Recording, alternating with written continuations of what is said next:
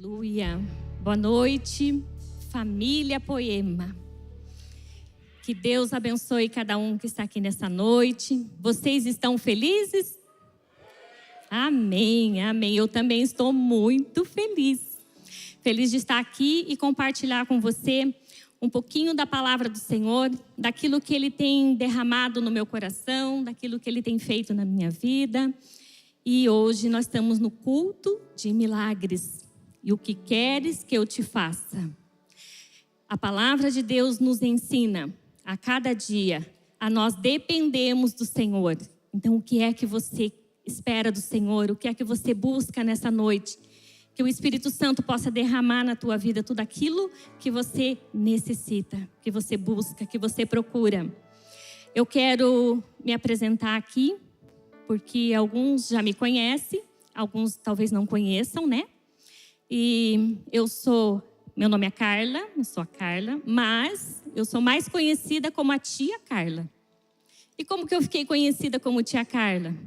Há 5 anos e pouco atrás, quando eu vim para Poema, não tinha cultos ainda, não tinha igreja, mas tinha o 2 ou mais, que era na casa do Eloy e da Camila.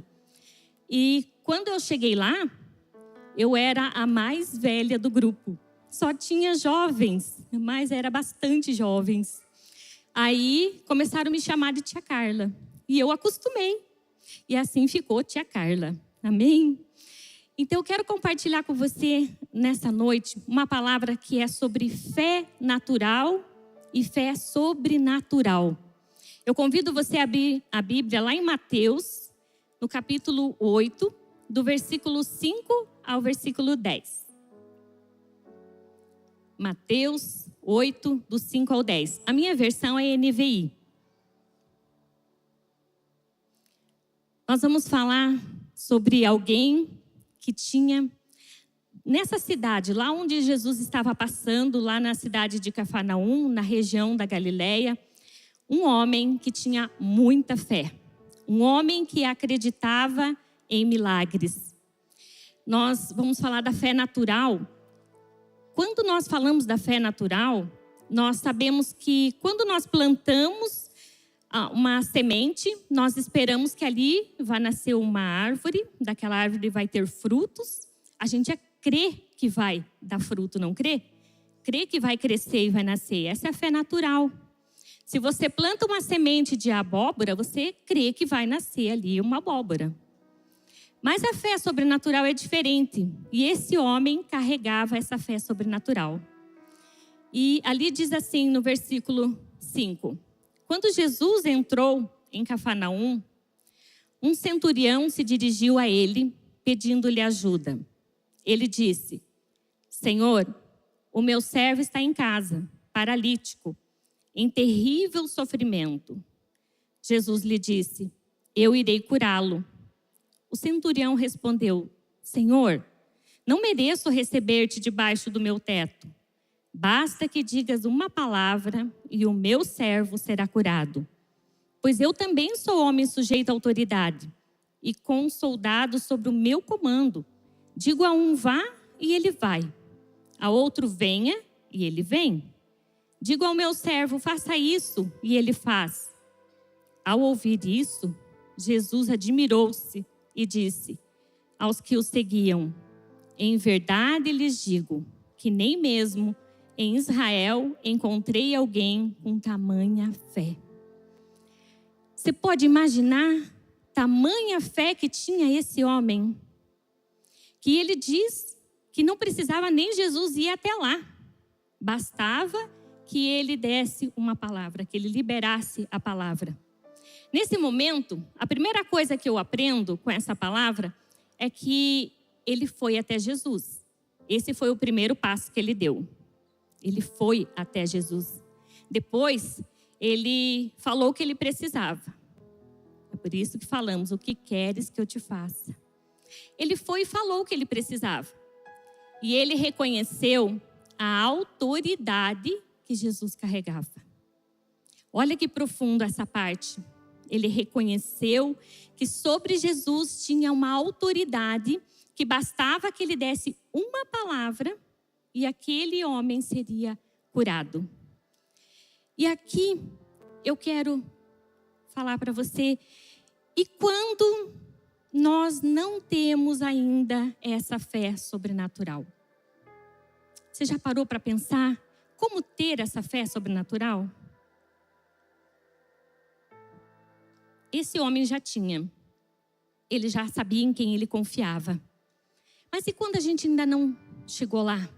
Quando estamos passando por uma luta, por uma dificuldade, um problema tão grande, que a gente fica pensando como ter esta fé.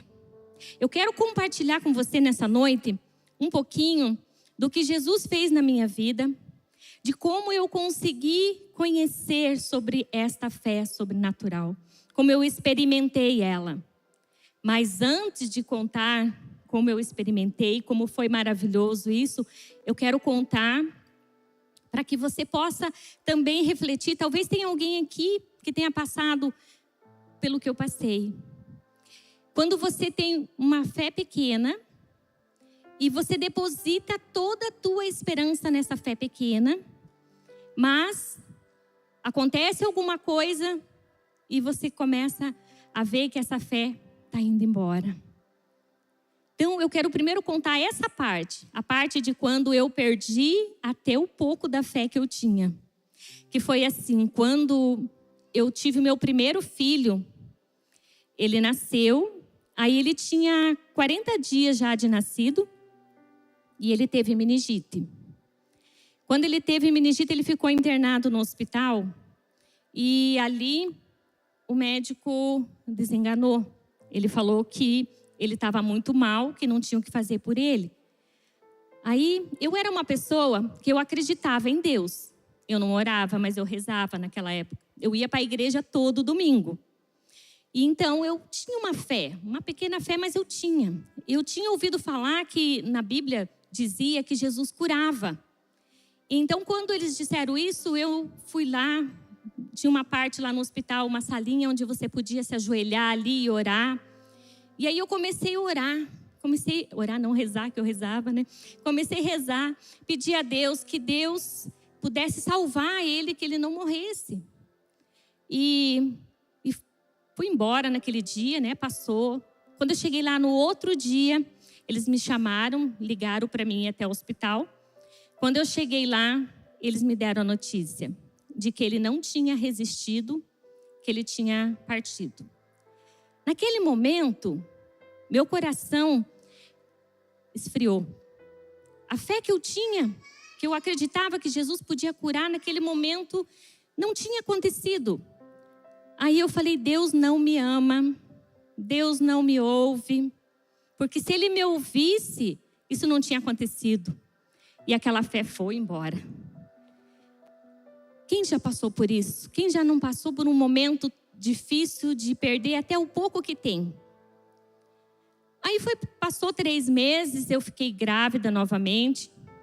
Aí quando eu fiquei grávida, que eu estava de 5 meses de gravidez, eu fui fazer os exames de pré-natal, aquele normal que a gente faz, né? Quando eu cheguei lá com os resultados dos exames, o médico falou assim para mim, olha mãe, você está com uma infecção no sangue, é muito grave, pelo grau aqui que a gente viu no exame, e provavelmente a gente vai ter que interromper a tua gravidez. Meu Deus. Aí, já estava sem fé, fiquei muito nervosa. Chorei muito, saí daquele consultório do médico sem rumo, não sabia o que fazer. Cheguei em casa, contei para minha mãe o que tinha acontecido. Quase não conseguia nem falar, chorando, falando, meu Deus, como é que pode? Eu vou perder mais um filho. Não pode isso. E já estava dando por perdido ali, porque já estava com toda aquela experiência ruim de antes.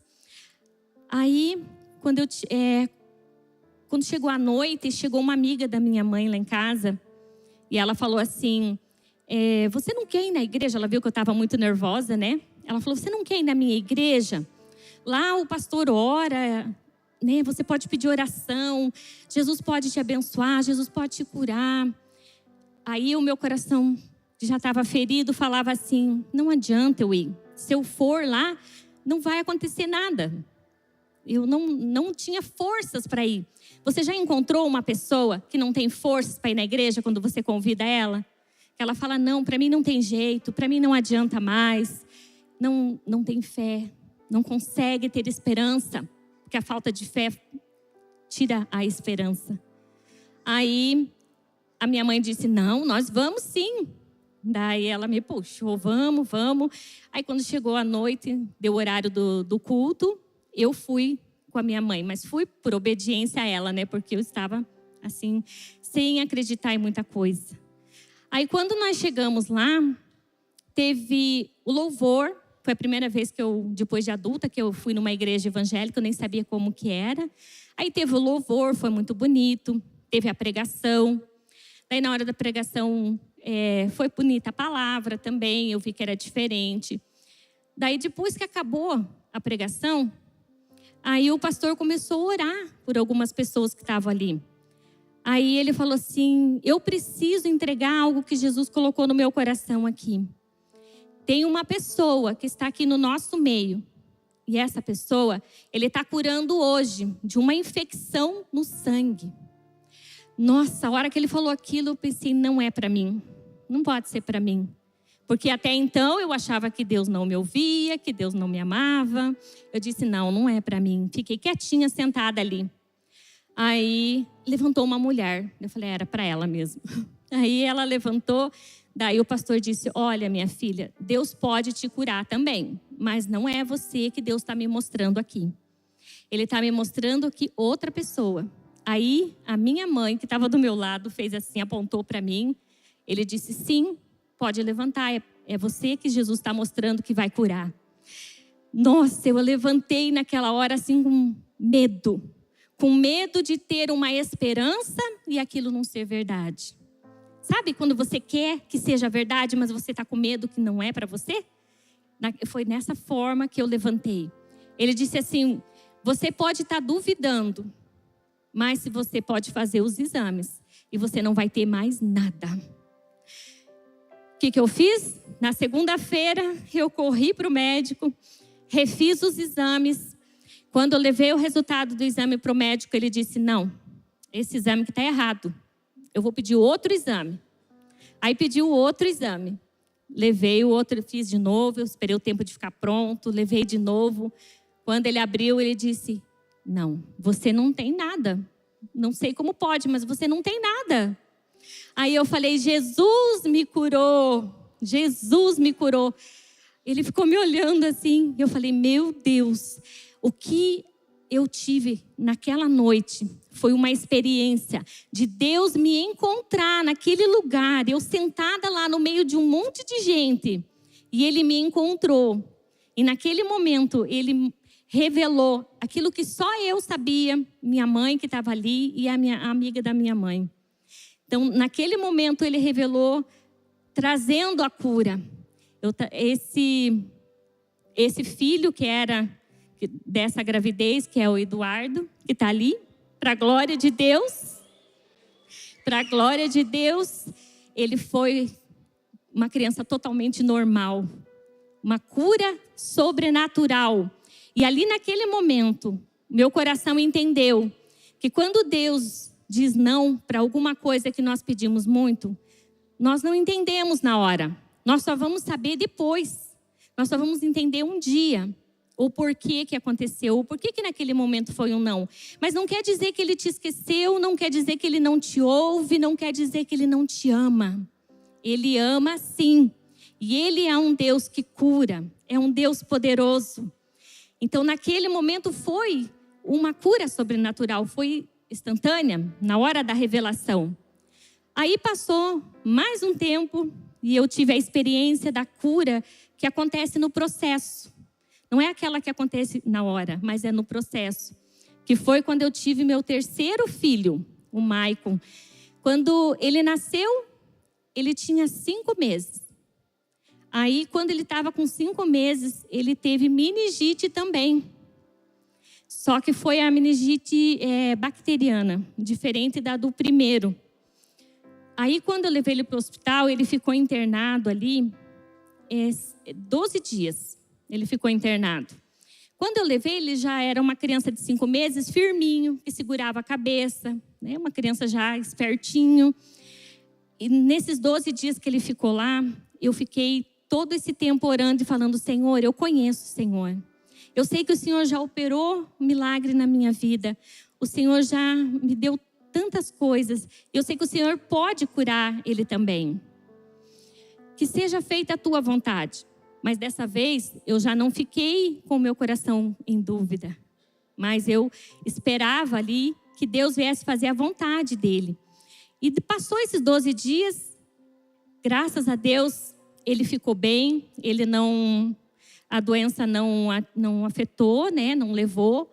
Mas, porém, na hora que eu ia saindo com ele do hospital, eu perguntei para o médico por que ele não segurava a cabecinha, por que ele estava mole, né? A cabecinha não firmava. Ele disse assim: mãe, é porque ele teve uma sequela da meningite. Ele não morreu, mas ele teve uma sequela. Então, por conta dessa sequela, ele vai ficar assim, uma criança assim, que vai demorar bem mais do que outras crianças. E ela atingiu o sistema nervoso dele. Aí eu fui com ele para casa, falei: Senhor, tá bom, o Senhor deixou ele aqui, ele está comigo. Mas eu sei que se o Senhor quiser, o Senhor pode mudar essa história, esse diagnóstico. Ele pode ser uma criança normal. E foi passando o tempo, e eu deixei na mão do Senhor, continuei orando, buscando. Quando fez 2 anos e meio, 2 anos e pouco, acho que uns 2 anos e 1 mês, mais ou menos, pela primeira vez, ele andou. Mas até chegar a esses 2 anos, ele foi melhorando, dia após dia. Ele começou a firmar a cabeça, ele começou a reagir normal e só não andava. Eu falei: já está melhorando. Mas quando fez de 2 anos para frente, ele começou a dar os primeiros passos. E aquela criança que tinha um diagnóstico que não ficaria boa, que tinha ficado com sequela, para a glória de Deus, é perfeito. É perfeito. Então, o que eu quero dizer para você nessa noite é que tem curas que acontecem na hora, no sobrenatural. Tem umas que é no processo, levou quase 2 anos e pouco. E ele foi sendo curado, dia após dia. Então, Deus, Ele opera milagres até hoje. Ele continua operando milagres. E nós só precisamos crer e aceitar a vontade soberana de Deus. E deixar Ele fazer da forma dele. Por que ele não foi curado também já naquela hora? Eu creio que nesse meio tempo, enquanto eu buscava pela cura dele, Jesus foi me mostrando o amor dele. Ele foi me levando a conhecer mais da palavra dele. Quanto mais eu buscava, mais eu conhecia ele. Só que mesmo eu conhecendo o Senhor, eu ainda não tinha entregado o controle da minha vida para ele. Eu ainda não tinha entregado e falado que ele pudesse agir na minha vida do jeito que ele quisesse. Eu ainda segurava o controle. E Jesus queria mais do que dar uma cura. Ele queria também trazer a salvação para minha casa, a salvação para mim. Então, nesse processo, enquanto Jesus ia curando, eu ia conhecendo mais a Ele. E aí, eu tive mais uma experiência com o Senhor. Quando eu tive meu 4º filho. E agora foi o último, tá, gente? Meu 4º filho, o Marlon. Ele nasceu de 8 meses. Não chegou até aos 9, né? Quando eu estava de 8 meses, ele nasceu. Aí, quando ele nasceu, os pulmões não estavam ainda reagindo. Então, ele teve que ir logo para a UTI. Ele ficou na UTI ali alguns dias e ele não reagia. Ele não expressava reação nenhuma. Aí o médico disse para mim: mãe, eu só vou poder te dizer alguma coisa quando ele reagir. Então, ele ficou ali alguns dias. Eu tinha feito cesárea. Era bem difícil estar indo até o hospital, né? Mas eu ia todo dia. Todo dia eu estava lá. E aí, quando foi acho que no 6º dia, não me lembro bem, quando eu cheguei lá, o médico disse assim: mãe, você quer segurar o neném? Eu falei: quero segurar sim. Ele falou: então, daí tirou o neném dali, né? O Marlon me deu nas mãos E eu fiquei segurando ele. Naquele momento que eu fiquei segurando, eu comecei a cantar louvor. Comecei a cantar um louvor ali para ele, olhando, tentando. Ele falou assim: mãe, tenta ver se ele mama, né? Ele tem para ver se ele reage, se ele expressa alguma reação. E eu com ele no meu colo, orando e louvando. Naquele momento, eu acabei, acho que de tanto segurar, eu acabei enroscando naquela sondinha que entra assim para amamentar, né? Para ele se alimentar. E arranquei, sem querer, acabou arrancando. Naquele momento que arrancou aquela sonda, ele começou a mamar. Ele reagiu, ele começou a mamar. E eu falei: meu Deus. Na hora eu me assustei, achei que ia acontecer uma coisa grave por ter arrancado. Ele reagiu. Depois que ele começou ali a mamar, acho que levou mais uns 2 dias e ele ganhou alta para vir para casa. Para a glória de Deus. Aquele louvor que eu estava cantando ali, eu tenho certeza que naquele momento do louvor, da oração, Jesus estava operando o milagre. Porque por mais que ele já não estava precisando tanto do oxigênio para respirar, mas ele não tinha reação. E ele precisava para que ele pudesse ter alta. Então é esse Deus maravilhoso que eu conheço.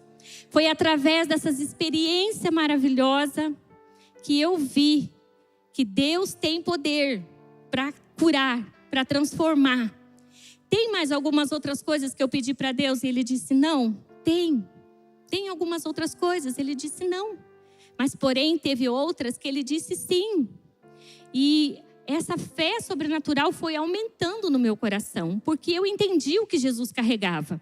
Como esse homem entendeu o que ele carregava. E então, foi quando no versículo 13 ele disse para aquele homem: então vá para casa, pois será feito como você crê. Então você precisa crer nesse Deus poderoso. E agora eu quero falar para você que é mãe.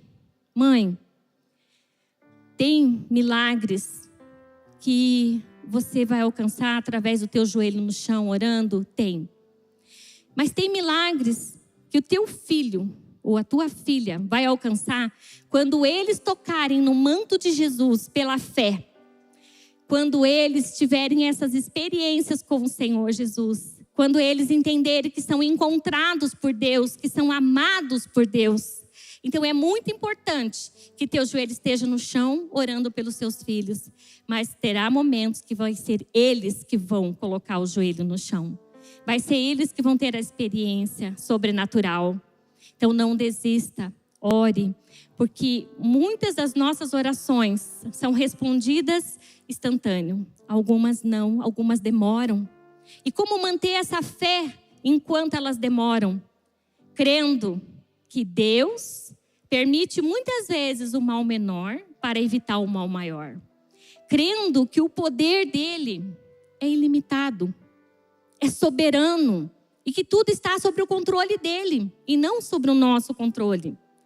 E nós vivemos até hoje um grande milagre do Senhor na minha casa, que é na vida do meu marido. Meu marido, há 13 anos atrás, ele foi para o hospital porque ele teve um infarto. Lá ele foi fazer uma cirurgia que ele precisava colocar 4 pontes de safena. Mas durante a cirurgia, deu 2 paradas cardíacas e eles não puderam terminar a cirurgia.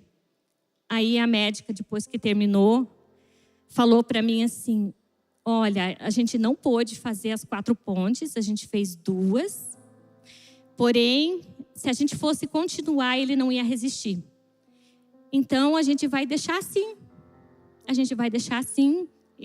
Se ele conseguir passar dessa noite até amanhã, ele melhorando, ele vai para casa. Porém, ele pode ter morte súbita a qualquer momento. Porque a gente não pôde fazer a cirurgia. E aí, o que fazer numa situação dessa, né? Meu Deus, um diagnóstico desse. A gente chega em casa e fica olhando para a pessoa o tempo todo, né? Você não consegue sair para a rua tranquilo, com medo que possa acontecer alguma coisa. Foi assim só nos primeiros dias. Porque faz 13 anos que ele está, pela glória de Deus, vivo. Aquele diagnóstico não foi a palavra final. A palavra final é a do nosso Deus. Porque Ele tem nas suas mãos os dias. Quantos dias nós temos para viver aqui nessa terra? Está na mão dEle. Está no poder dEle. E Ele está lá. Ele tem algumas limitações, sim. Mas Ele está bem. Ele está vivo. E está nos assistindo agora nesse momento. Porque Ele ficou em casa, não pôde vir. Mas Ele está lá. Ele veio. Ele foi uma prova viva. Ele é uma prova viva. Que o tempo é de Deus. Então eu quero falar para você, se você recebe um diagnóstico, não entre em desespero. Não.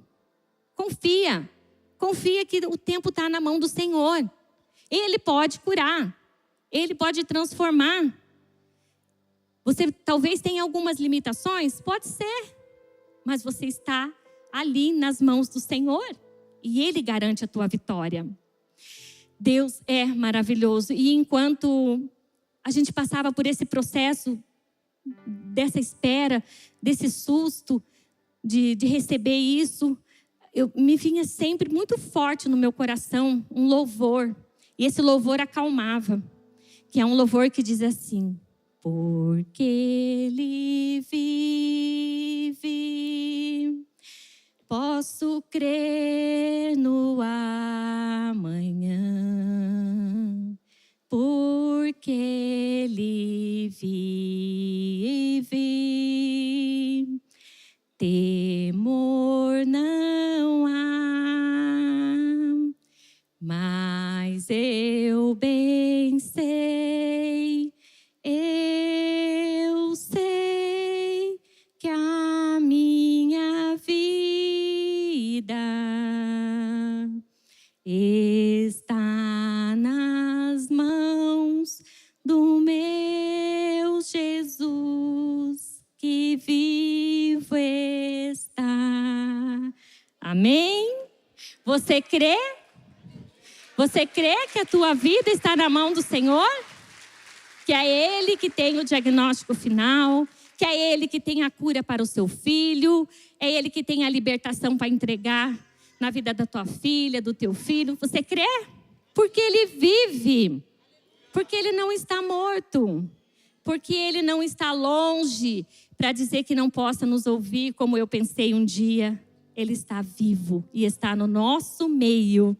E esse louvor alegrava o meu coração e me dava a certeza de que Deus é poderoso.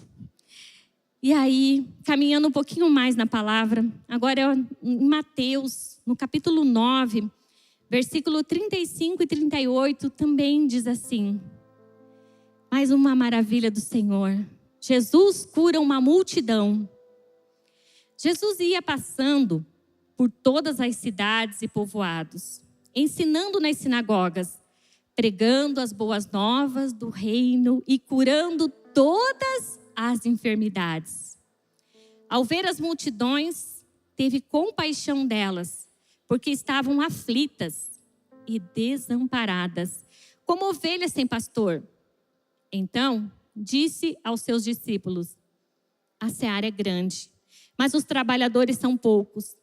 Peçam, pois, ao Senhor da seara que mande mais trabalhadores para fazer a colheita. Amém? Até aqui. No versículo 37, ele disse assim: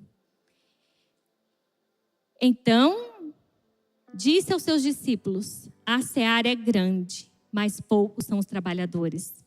O Senhor, Ele quer salvar. Ele quer libertar. E depois Ele quer que você vá fazer isso também. Que você vá ser um discípulo que vai levar às pessoas o teu testemunho. Que você vá contar aquilo que Ele fez. Que você vá cuidar de pessoas. Que você vá ser aquela Maria que chamou a minha mãe para ir para a igreja. Que me carregou quando eu estava fraca, quando eu não tinha esperança. O Senhor quer que você seja essa pessoa. Que você vá convidar o seu amigo, a sua amiga, quando você vê que ela está com alguma dificuldade, está passando por algo, quer que você vá levar ela lá, para que ela conheça Jesus. Ela quer que você sente na mesa Que você gaste algum tempo com ela sentado na mesa, revelando quem Jesus é. Revelando o que Ele fez na tua vida. Quantas vezes sentamos na mesa com alguém e pensamos, eu não tenho nada para falar, hoje eu não estou num bom dia, aconteceu algumas coisas difíceis. Aí o Senhor fala, não, você tem o que derramar. Apenas abra a boca e fale o que eu já fiz. Então é isso. O Senhor quer, a seara é grande, tem muitas pessoas precisando. E Jesus viu ali também que havia algumas pessoas no 36 que estavam aflitas, desamparadas, como ovelhas sem pastor. Naquele momento Jesus quis curar toda aquela multidão, sim, mas Ele quis mais, Ele quis abraçar, Ele quis cuidar daquelas pessoas, porque elas estavam sem pastor. Ele queria ser o pastor delas, Ele queria cuidar. E depois Ele preparou quantas pessoas para continuar esse trabalho depois que Ele não estava mais aqui. Outros teriam que continuar fazendo isso, fazendo o que Ele tinha pedido, o que Ele tinha demonstrado, porque aquelas pessoas viveram tudo aquilo com o Senhor, elas viram. Então Jesus quer curar, mas Ele quer cuidar. Ele quer te amar e quer fazer de você alguém que também cuida de outro. Alguém que leva a palavra e vive isso. E para nós concluirmos, caminharmos para o final, em Romanos 10, diz assim, consequentemente, 10, 17, consequentemente a fé vem pelo ouvir, e ouvir da palavra de Cristo. Então a fé vem pelo ouvir. Quanto mais nós ouvimos, quanto mais nós testemunhamos, mais nós entendemos o propósito do Senhor, mais nós conhecemos o quanto Ele é poderoso, o quanto o milagre dEle está à nossa disposição, o quanto o milagre dEle espera que eu e você venhamos reconhecer essa autoridade de Jesus, que eu e você venhamos exercitar essa fé e venhamos depositar a nossa esperança naquele que é poderoso. Tiago 5, 13 e 14 diz assim, entre vocês, há alguém que está sofrendo? Que ele ore. Há alguém que se sente feliz? Que ele cante louvores. Entre vocês, há alguém que está doente? Que ele mande chamar os presbíteros da igreja para que estes orem sobre ele e unjam com óleo em nome do Senhor.